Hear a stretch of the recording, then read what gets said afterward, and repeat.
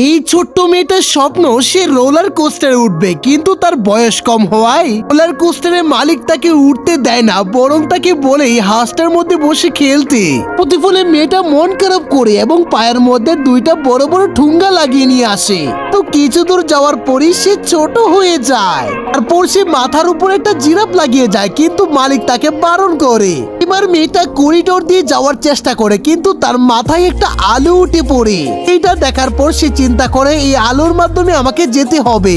পর সে একটা বক্সের ভিতর ঢুকে পড়ে, আর উপরে থেকে একজন লোক তার মাথায় ইচ্ছা মতো বাড়ি দেয়। এমনকি তারপর সে আরো বিভিন্ন জিনিসের সাথে ধাক্কা খায়, আর প্রতিফলে তার মাথার আলোটা অনেক বড় হয়ে যায়। আর দারোয়ান মেয়েটাকে দেখার পর অজ্ঞান হয়ে যায়। এটা এবার সুজা রোলার কোস্টারে উঠে পড়ে।